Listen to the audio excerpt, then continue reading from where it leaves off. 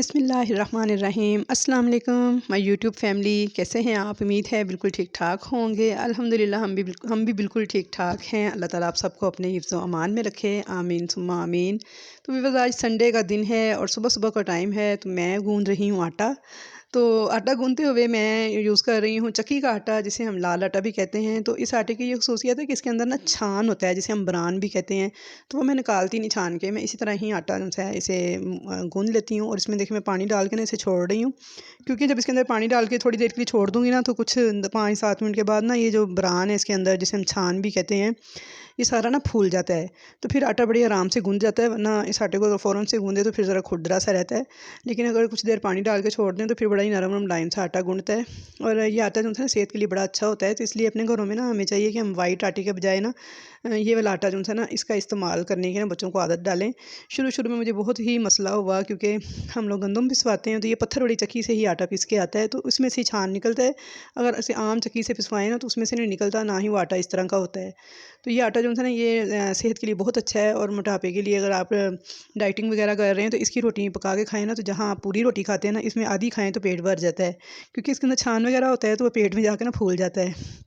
तो यहाँ मैंने ना पानी डाल के आटे को छोड़ दिया था, साथ ही मैंने सूजी सोचा पका लूँ, क्योंकि मेरी बेटी रात से कह रही थी मम्मा सूजी बनाए। तो मैंने कहा चले आज नाश्ते में ना इनको मैं रोटी के साथ सूजी ही बना के देती हूँ। तो उसके लिए देखिए मैंने घी, चीनी और सूजी ले ली थी, और ये नारियल था मेरे पास, मैंने सोचा इसको काट लूँ। तो ये ब्रोनो कटर जो है ना, इसके इस्तेमाल का तरीका मैंने कई दफ़ा आपको बताया है कि देखिए इससे गिरी कितनी अच्छी कटी है। सब्जियाँ, वेजिटेबल, सलाद, हर चीज़ इससे बड़ी ज़बरदस्त कटी है। वैसे इसकी कटिंग की प्रॉपर जो वीडियो है ना मेरे channel home and kitchen secret में मौजूद है, वहाँ से देख के ना आप इसका तरीका सीख के तो आपसे यूज़ कर सकते हैं। बड़ी ही कारआमद चीज़ है ये भी। तो यहाँ पे देखिए मैंने 1 प्याली ही लिया था सूजी, और 1 प्याली ही घी है, 1 प्याली ही चीनी है, यानी तीनों चीज़ें बराबर मिकदार में हैं। तो देखिए 3-4 इलायचियाँ डाल के ना मैंने घी के अंदर इनको कड़कड़ा लिया था। तो घी जब अच्छे से गर्म हो गया, तो अब इसके अंदर ना मैं सूजी डाल के भून लूँगी। तो ये वो सूजी का हलवा जो है ना बहुत ही मज़े का बनता है मेरा, तो मेरे बच्चों को बहुत ही पसंद है। मैं सिर्फ अपनी तारीफ़ खुद नहीं कर रही, अपने मुँह मियाँ मिट्ठू नहीं बन रही, बल्कि बहुत ही मज़े का तैयार होता है। दानेदार सा सूजी का हलवा बड़ा टेस्टी होता है। और आम लोगों के हलवे में ना घी तैरता रहता है, चिकनाई ही चिकनाई होती है, लेकिन मैं जब पकाती हूँ जिस तरीके से, इसमें आपको बिल्कुल भी चिकनाई वगैरह फ़ील नहीं होगी। और देखिएगा आप जब तैयार हो जाएगा कि बड़ा मज़ेदार हलवा तैयार होगा। तो इसलिए मैंने फिर ना देखें इसे, सूजी भी मैंने 1 प्याली ली है, और इसको मैंने ना छान लिया था। सूजी को लाज़मी छान लेना चाहिए, इसके अंदर ना अक्सर सुंडी वगैरह पैदा हो जाती है। तो मैं तो ये करती हूँ, सूजी मंगवा के ना फ्रिज में रख छोड़ती हूँ। अगर फ्रिज में रख लेना, फिर उससे इसके अंदर सुसरी या सुंडी वगैरह पैदा नहीं होती। तो साथ ही देखिए मैंने दूसरी तरफ ना एक पैन में ना तकरीबन 1.5 गिलास पानी रख दिया बॉयल होने के लिए। तो पानी भी मेरा बॉयल होना स्टार्ट हो गया, इधर सूजी भी मेरी भुन चुकी है। तो सूजी भुनने की ये निशानी है कि सूजी की ना बड़ी प्यारी सी ये किचन से खुशबू आने लग जाती है, जो कि आपको खुद को नहीं आती, बल्कि जो बाहर से बंदा आता है ना वो बताता है कि प्यारी सी खुशबू आ रही है। तो बस खुशबू आने तक और लाइट सा कलर गोल्डन ब्राउन होने तक मैंने इसे भूनना है। और अब इसके अंदर ना मैंने चीनी डाल दी है। तो चीनी भी देखिए 1 प्याली थी, मैंने 1 प्याली में से 1 मुट्ठी कम की थी, यानी चीनी थोड़ी सी कम रखनी है ज़रा सूजी और घी के मुकाबले में। तो मैंने तकरीबन 1 प्याली चीनी लेके उसमें से 1 मुट्ठी भर के ना निकाल के अलग कर ली थी, और बाकी मैंने सारी चीनी सूजी के साथ डाल दी है। अब मैंने फ्लेम बिल्कुल स्लो कर दिया, और सूजी और चीनी को ना इसी तरह भूनती जाऊँगी, ताकि चीनी उसकी वो भी अच्छे से गर्म होकर ज़रा थोड़ी-थोड़ी मेल्ट होने लग जाए और सूजी के साथ भुन जाए। तो दीदी बहुत ही मज़े का ये हलवा तैयार होगा। तो देखिएगा अब ये पानी जो बॉयल हो रहा है ना, 1.5 गिलास देखिए मैंने दूसरी तरफ रखा हुआ है। अब इस गर्म पानी को ना मैं इसके अंदर शामिल कर दूँगी। तकरीबन 3-4 मिनट मैंने चीनी के साथ सूजी को भूना है स्लो फ्लेम पर, और अब इसके अंदर देखिए उबलता हुआ ये पानी शामिल कर दिया है। तकरीबन 1.5 गिलास मैंने लिया था, और 1 पाव सूजी है मेरी। तो ये देखिए इसे अच्छी तरह से ना मैं इसी तरह चम्मच के साथ अब मिक्स करती जाऊँगी पानी को, और फ्लेम मैंने नीचे स्लो रखा है। स्लो फ्लेम पे इसे पकाते जाना यहाँ तक कि ये गाढ़ी हो जाए। और सूजी जो थी ना मेरे चम्मच के ऊपर जब कोट होने लग जाएगी ना, तब तक मैंने इसे गाढ़ा करना है। और देखिए अंदर मैंने गिरी और मेवा भी ऐड कर दिया है। साथ ही कुछ थोड़ा सा मैंने रखा है ऊपर गार्निशिंग के लिए, बाकी सारा मैंने ऐड कर दिया है। तो ये देखें नारियल भी, और ये ना जो मैंने ब्रोनो कटर के साथ नारियल काटा है ना, ये इतना बारीक नारियल कटता है कि ज़रा भी इरिटेट नहीं करता। वैसे हाथ से काटे तो मोटा मोटा कटता है और दांतों में आके इरिटेट करता है, लेकिन ये बहुत ही बारीक कटता है, तो बड़े आराम से खाया जाता है। तो देखिए इतनी गाढ़ी कर ली है सूजी मैंने।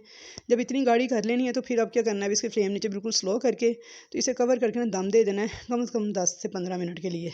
तो 15 मिनट बाद इसे चेक करेंगे कि दम देने के बाद इसकी क्या सिचुएशन है। तो ये देखें जी 15 मिनट हो गए हैं, और माशाल्लाह से ना देखें इतनी प्यारी सूजी मेरी बन के तैयार हुई है कि ये देखें ज़रा दानेदार, और सूजी फूल के दुगनी हो चुकी है। ये देखें कि मैंने दम दिया था तो बिल्कुल दुगनी हो गई है सूजी, और बहुत ही मज़ेदार शक्ल देखें इसकी कितनी प्यारी है कि दानेदार सी सूजी जो सी है वो तैयार हो गई है। और बहुत ही टेस्टी लगेगी खाने में ये। साथ इसके मैं रोटियां बनाऊंगी। चाय मैंने रख दिया ऊपर, देखें वो पक रही है। और तवा रख के ना मैंने रोटियां बनानी स्टार्ट कर दी। तो मैं सोच रही थी घी पहले इतना महंगा हो चुका है और सूजी के अंदर पहले इतना ज़्यादा घी मैंने यूज़ कर लिया है, तो अब बच्चों को इतनी ज़्यादा चिकनाई नहीं खिलानी, तो लिहाजा रोटियाँ ना मैं बिल्कुल सादी बना के ना बस ऊपर थोड़ा थोड़ा घी लगा रही हूँ। यानी मैंने पराठे वगैरह नहीं रेडी किए, सिंपल सी रोटियां बना रही हूँ और बस हल्का हल्का सा मैंने घी लगाया है, क्योंकि बिल्कुल खुशक रोटी तो बच्चे खाएंगे नहीं। तो देखिए इस तरीके से ना मैंने बस हल्की हल्की रोटी उनकी ना उसे चौपड़ लिया था घी के साथ तवे के ऊपर ही। तो हालांकि खाते हुए बच्चे कह रहे थे कि मामा ये पराठे आज क्यों नहीं बनाए। तो मैंने फिर उनको बताया कि बेटा हलवा है, पहले ही घी उसके अंदर बहुत ज़्यादा है, तो 7 पराठे फिर बहुत हैवी हो जाने थे, तो इसलिए मैंने ना 7 सिंपल रोटियाँ बनाई हैं। तो फिर बच्चों ने बड़ी खुश होकर खा ली। तो इस तरह से ना देखिए मैंने बस हल्का हल्का घी ऊपर लगाती जा रही हूँ। और आटा मैंने बाद में गूंद लिया था, यानी उसमें मैंने पहले छोड़ दिया था 10 मिनट के लिए पानी डाल के, उसके बाद मैंने ना उसे गूंदा, तो सिर्फ 2 मिनट लगते हैं, जल्दी जल्दी आटा गूंद जाता है। तो वही आटा मैं अब यूज़ कर रही हूँ रोटी पकाने के लिए। क्योंकि कमेंट से मुझसे किसी ने पूछा था कि आप आटा कौन सा इस्तेमाल करते हैं, ये डाइट आटा क्या होता है। तो डाइट आटा मैं इसी को कहती हूँ जिसके अंदर ये छान वगैरह होता है, और मैं इसे छान समेत ही गूंद लेती हूँ। इसे पत्थर की चक्की वाला आटा भी कहते हैं। अगर आपके घर के करीब कहीं चक्की हो तो उसमें पत्थर की चक्की वाला आटा पिसवा के लाएँ, तो उसमें से छान निकलता है, और वो छान को फिर छान के निकालना नहीं है, बल्कि साथ ही गूंद लेना है आपने। तो फिर बड़ी मज़े की रोटी बनती है। और ये देखिए छोटी सी रोटी ना मैं अपनी पका रही हूँ, और अपनी रोटी में बिल्कुल खुश्क पका रही हूँ, मैंने इसको घी वगैरह नहीं लगाया। वैसे ही देखिए मैंने इसे आग के ऊपर ना सेक लिया है। और ये छोटी बस खिचड़ी रोटी मैं यूज़ करती हूँ। तो यही आपने रोटी यूज़ करनी है जब आप डाइट प्लान जो मेरा फॉलो करें ना। मैंने डाइट प्लान की वीडियो डाली थी अपने चैनल पे, बड़ी पसंद की थी सब ने, और सब ने यही पूछा था ये रोटी कौन सी है, तो रोटी ये वाली है, ये मैंने आपको दिखा दी है। बस इतनी छोटी सी रोटी मैं पकाती हूँ अपने लिए। और यहाँ पे ना सूजी का हलवा जो है मैंने सोचा कि सर्व कर दूँ बच्चों को, रखा हुआ था कवर करके। तो देखिए मेरी बेटी जो सी है ना, वो डेकोरेशन पीसेस सारे ना मेरे आगे जोड़ के चली गई है। तो कह रही है कि मामा पीछे वो डोल नज़र आ रहे हैं घी वाले और तेल वाले, तो आप ना इसके आगे ना ये रख लें, जैसा कि वो चैनल्स पे देखती रहती है। तो मैंने कहा चलो ठीक है रख दो। तो रख गई है। अल्हम्दुलिल्लाह बच्चियाँ जो सी ना बड़ी हेल्प करवाती हैं काम करने में, नए नए आइडियाज़ भी मुझे देती रहती हैं, और माशाल्लाह से स्टडीज़ में भी बहुत अच्छी हैं। अल्लाह ताला नज़र बद से बचाए, सबके बच्चों को कामयाब करे। 9th क्लास में एक बच्ची मेरी, और एक 10th के पेपर जिसने दिए थे, यानी फर्स्ट ईयर में आ गई है, और माशाल्लाह से बड़ा अच्छा स्कॉलरशिप उसे मिला है कॉलेज की तरफ से। उसके A+ ग्रेड था, 90% मार्क्स थे, 982 मार्क्स लिए उसने मैट्रिक में। और माशाल्लाह से कॉलेज की फ़ीस जो कि 1,20,000 थी, तो स्कॉलरशिप पे सिर्फ और सिर्फ 30,000 में उसकी फ़ीस में उसका काम हो गया है। तो अल्लाह ताला सबके बच्चों को ऐसी कामयाबियाँ नसीब करे, और बच्चों को कामयाब करे। बच्चे कामयाब हों तो यही वालिदैन का सरमाया होते हैं, और यही वालिदैन की कामयाबी है, क्योंकि बच्चों की कामयाबी ही असल में हमारी कामयाबी होती है। तो इसलिए मैं माँओं को बस यही कहती रहती हूँ हर वक्त कि आप लोग चाहे कुकिंग चैनल चला रही हैं, चाहे कुछ भी कर रही हैं, ठीक है करें सब कुछ, लेकिन अपने बच्चों को पढ़ाएँ खुद। यानी छोटी उम्र से ही उनको आदत डालें कि घर पे आपने पढ़ना है, घर पे काम करना है। बहुत सी माएँ कहती हैं हमारे बच्चे तो घर में पढ़ते ही नहीं हैं, ट्यूशन जाते हैं, तो ट्यूशन में वो 4 घंटे भी बैठ के आएँगे ना, लेकिन अगर आप उनको 1 घंटा भी पढ़ाएँगे तो वो 4 घंटे उस 1 घंटे का मुकाबला नहीं कर सकेंगे।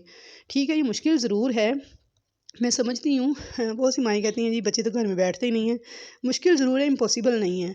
आप थोड़ी-सी कोशिश करें, थोड़ा-सा बच्चों पे अपना रौब रखें, और शुरू से उनको आदत डालें कि अपने घर में पढ़ना है, तो बस आपने फिर उनको जब पढ़ाते वक़्त आपने और कुछ नहीं करना। बस ये है कि थोड़ी-सी कुर्बानी देनी पड़ती है, अपनी एक्टिविटीज़ जो सी वो कम करनी पड़ती हैं, मिलना-जुलना कम करना पड़ता है, आना-जाना मैंने खुद पढ़ा के देखा है, इसलिए मुझे पता है माँओं के लिए बड़ी शदीद किस्म की ये बॉन्डिंग हो जाती है।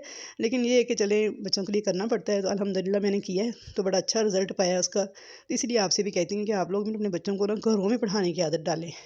तो जो नहीं पढ़े लिखे चलिए उनकी तो मजबूरी है, लेकिन जो पढ़ी लिखी माएँ हैं उनको चाहिए कि वो स्पेशली अपने बच्चों को घरों में पढ़ने की आदत डालें। तो यहाँ नाश्ता मैंने देखें सर्व कर दिया था, रोटी थी, चाय थी, और साथ हलवा था। तो कप मैंने रंग बिरंगे यूज़ किए हैं, उसे आप इग्नोर कर दीजिएगा, क्योंकि रूटीन में घरों में ऐसे ही होता है, 2-3 कप टूट जाते हैं, 2-3 बच जाते हैं, तो बस फिर इस तरह अलग अलग डिज़ाइन के इकट्ठे हो जाते हैं। तो यहाँ पे ना ये सिट्टे रात के लेके आए हुए थे बच्चे, तो सिट्टे वाले से मसाला वगैरह नहीं था लगवाया, तो इसको मैं इस तरह छील के ना इसके दाने अलग करके रख लूँगी, तो ये सूप बनाने के लिए बड़े यूज़फुल होते हैं।